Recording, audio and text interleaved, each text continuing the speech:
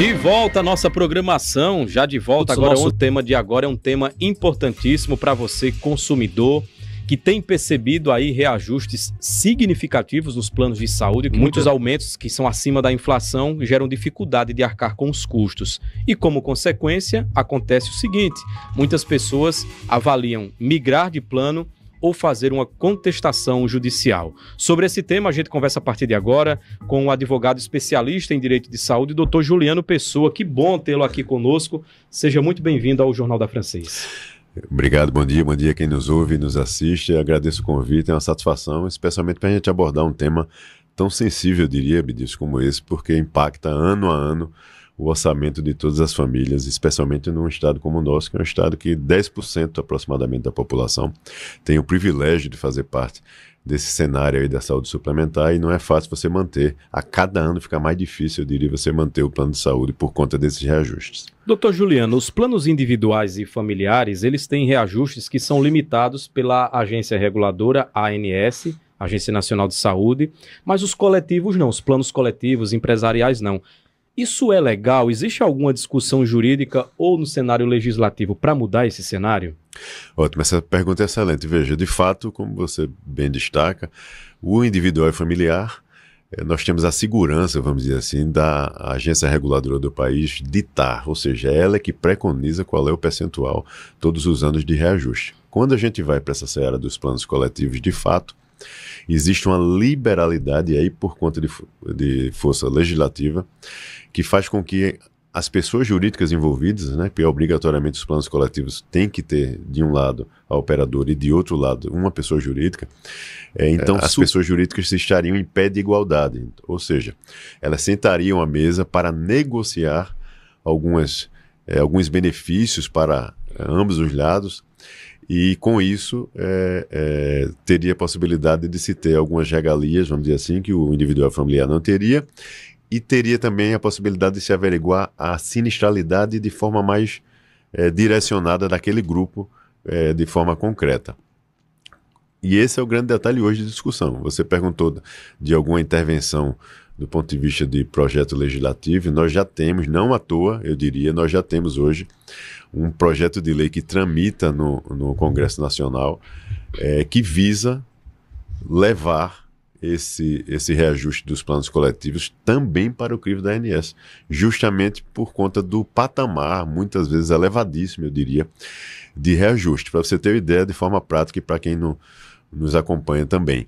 Este ano já foi determinado pela ANS o reajuste dos planos individuais e ficamos num patamar de 6,06%. Quando a gente vai, Abdias, para o plano coletivo, a gente se depara com patamares de 20%, 25%, 30%, 35%. Qual é a justificativa, doutor Juliano? 35%? A gente fez aqui uma pesquisa e viu que a média é entre 10% e 20%, mas o senhor apresenta agora 35%. É muito alto esse reajuste. O que é que justifica isso? O que é que as operadoras alegam? As operadoras alegam que a sinistralidade daquele grupo se elevou do ano anterior para o ano onde o reajuste está sendo implementado, porque é assim que se procede, né? Então se utiliza do ano anterior para poder se projetar o reajuste do ano em que nos encontramos. O grande detalhe, a grande divergência, Abdias, veja, e aí eu já trago isso para uma perspectiva jurídica, vamos dizer assim, quando a gente discorre para o Poder Judiciário para tratar casos práticos, verídicos, concretos, o que é que nós observamos? As operadoras, na grande maioria das vezes, elas não conseguem, dentro de um processo judicial, onde elas terão que trazer documentação hábil, vamos dizer assim, no sentido de demonstrar realmente a fundamentação e a justificativa daquele reajuste que ela busca implementar. E na maioria dos processos judiciais, nós não enxergamos êxito nesse intento das operadoras, ou seja, elas não conseguem trazer documentos que demonstrem, justifiquem aquele patamar elevadíssimo de reajuste. Existe toda uma métrica, né, que é utilizada para poder fazer esse cálculo, só que quando a gente versa sobre o plano de saúde individual e familiar, a ANS, ou seja, a agência reguladora, também se utiliza da mesma métrica. E aí a gente não consegue ter uma resposta fácil do porquê dessa discrepância de fato. Agora, nos planos mais antigos tem inclusive um termo de compromisso, né, que faz com que o reajuste, detalhando que nesse termo que o reajuste pode ficar até acima do teto da ANS. O consumidor pode questionar isso judicialmente? Ou esses termos antigos que têm isso já no contrato blindam a operadora? Veja, as cláusulas contratuais. As cláusulas, né, exatamente. Em regra, elas são válidas, desde que elas também não empreendam algum tipo de prática abusiva ou que lesione, vamos dizer assim, que traga alguma lesão ao consumidor. Esse é o grande detalhe. Então a gente não pode compreender e nem conceber que uma cláusula, de repente, abusiva esteja ali, pelo simples fato dela estar contida no contrato, ela se torne válida. Incide aí uma legislação conhecidíssima por todos nós, que é o Código de Defesa do Consumidor. Lá na ponta, com a operadora, nós temos um consumidor, uma pessoa hipossuficiente que não tem a menor possibilidade de ter paridade de armas, vamos dizer assim, para poder entrar nessa discussão de forma justa com a operadora. Então, muitas vezes, há uma proteção maior do consumidor e ela é justíssima, eu diria, né? Do ponto de vista de proteger, e muitas vezes se inverte, vamos dizer assim, a obrigação do ônus probatório, no sentido de que a operadora é que passa a ter a obrigação de trazer toda a documentação, toda a fundamentação que ela utilizou para fundamentar e justificar aquele reajuste e ela demonstrar de maneira cabal que realmente ela está dentro da legalidade. E se alguma cláusula contratual trouxer esse tipo de abusividade, ela muitas vezes ela é tida como não lida, né? Então, ou seja, é uma cláusula leonina, como a gente chama muitas vezes, ela tem que ser excluída. E é isso que abre espaço, Abdias, para que o consumidor possa, de fato, recorrer ao Poder Judiciário, e o Judiciário está aí para poder analisar de forma isenta, inclusive. Esse ponto é importantíssimo porque é justamente o próximo tópico aqui da nossa entrevista, doutor Juliano.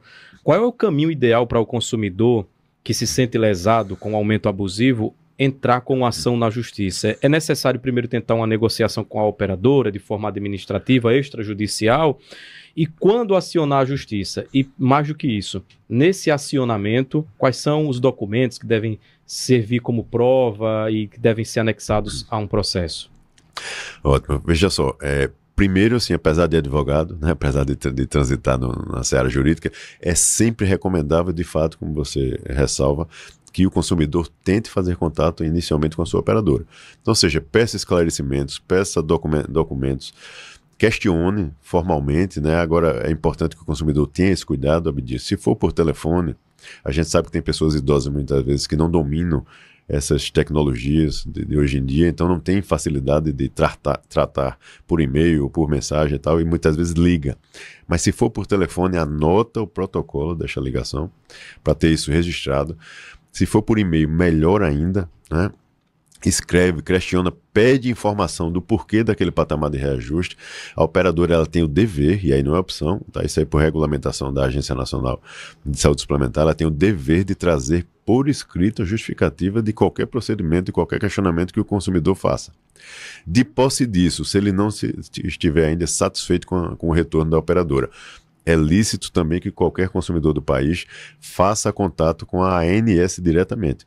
Então é possível você abrir uma reclamação em face daquela operadora, levando o teu caso concreto, e a ANS ela é extremamente diligente nesse tipo de demanda, e ela faz contato direto com a operadora, Abdias, buscando informações daquele caso específico que o consumidor levantou. E a operadora terá um prazo máximo aí de 10 dias para trazer esses esclarecimentos dentro desse processo administrativo que é criado na ANS, trazendo essas informações, tentando, vamos dizer assim, justificar aquele reajuste. Caso ainda não se chegue de um denominador comum e o consumidor ainda se sinta lesado, aí sim recomenda-se que ele busque auxílio de um profissional da área jurídica, né, especializado nessas demandas da área da saúde, para poder analisar essa documentação com cautela, com responsabilidade, verificando se de fato há algum indício de abusividade. Em havendo, aí sim, é extremamente legítimo que o consumidor busque o Poder Judiciário, pedindo que o Judiciário analise toda aquela documentação, todo aquele arcabouço probatório, bem como que a operadora também tenha a oportunidade de trazer as suas justificativas e, no final, se tem uma decisão terminativa no sentido de se houve ou não abusividade naquele caso concreto. Agora, com essas realidades, né, de cobrança acima da média, nessa questão do percentual de reajuste, tem cliente que, insatisfeito, quer mudar, quer migrar para outra operadora com condições que sejam mais favoráveis. Só que essa migração, muitas vezes, pode acarretar também em algumas surpresas desagradáveis para os clientes por conta do que o contrato prevê. Quais são os cuidados legais que o usuário deve ter ao migrar de plano a fazer essa transição? Você levanta uma pauta extremamente importante. Eu diria que uma das primeiras ferramentas, né, e a ANS tenta propagar muito isso no país todo, é a portabilidade. E aí vale destacar aqui para as pessoas, portabilidade não precisa de intermediário. O que é que eu quero dizer com isso? Existe um hábito cultural até das pessoas no momento da contratação buscarem uma corretora, né? E essa corretora ela trabalha com várias operadoras, oferece ali aquele cardápio, vamos chamar assim, e o consumidor escolhe. Só que quando você está buscando fazer uma migração de um plano para outro, ou seja, uma portabilidade, você não precisa desse intermediário. Quem faz todo esse processo, a execução desse processo até o final, é a própria ANS. Então o consumidor tem a possibilidade de entrar no site da ANS, lançar os seus dados em relação ao plano que ele se encontra hoje, os seus dados pessoais, e a própria agência irá lhe trazer uma listagem de planos compatíveis com o que você tem hoje, para você poder migrar. Caso algum consumidor tenha dificuldade, existe o 0800 da ANS. Pelo 0800 também um servidor da agência fará todo esse ajuste com o próprio beneficiário. E aí uma grande informação, a operadora de destino, ou seja, aquela que irá recepcionar esse consumidor, ela não tem a possibilidade de negar, ou seja, de indeferir esse pedido, porque quem faz, como eu destaquei, é a própria agência. Então essa é uma ferramenta importantíssima hoje, especialmente quando a gente se depara com o caso de que o patamar de mensalidade chegou num ponto que o consumidor olha e diz, eu não conseguirei mais pagar. Então, qual é a melhor saída? De fato, buscar uma portabilidade, porque você muitas vezes reduz, pega um plano um pouco inferior do ponto de vista de assistência, de cobertura, e você reajusta, readequa ao teu orçamento. Esse é o melhor caminho. Doutor Juliano Pessoa, para a gente arrematar aqui, existe alguma alternativa ou discussão que possa equilibrar os interesses das operadoras, que, claro, não querem perder clientes, mas também dos clientes que não querem ter taxas abusivas? Como equilibrar essa balança? É uma tarefa extremamente delicada, eu diria, né? Porque assim, as operadoras elas têm um discurso que não cessa, no sentido de que as demandas só crescem, que a judicialização da saúde só cresce e que elas estariam quebrando. Mas qualquer consumidor que nos acompanha agora, se ele tiver curiosidade de entrar no site da ANS, ans.gov.br, ele verá relatórios que a própria agência que disponibiliza de forma sistemática, e a gente vai ver que ano a ano, especialmente da pandemia para cá, as operadoras só crescem em número de beneficiários. E faturamentos também, faturamentos bilionários, a gente está falando, não são milhões, são bilhões de reais de fato. Então, ou seja, esse discurso infelizmente não cola, e o que nós nos deparamos lá na ponta, Abdias, assistindo vários consumidores, são pessoas que têm muitas vezes o seu serviço precarizado, quando necessita de um procedimento mais oneroso, uma cirurgia de grande porte, as operadoras criam inúmeros obstáculos para que você não acesse facilmente a esse tipo de procedimento que já foi prescrito por um profissional médico. Então, ou seja, não há outra saída, infelizmente, em muitos casos, a não ser buscar o Poder Judiciário para tentar resguardar o seu direito. Doutor Juliano Pessoa, advogado especialista em Direito da Saúde, muito obrigado por sua entrevista conosco e pelos esclarecimentos. Até uma próxima oportunidade. Eu que agradeço, estarei sempre à disposição, foi um prazer.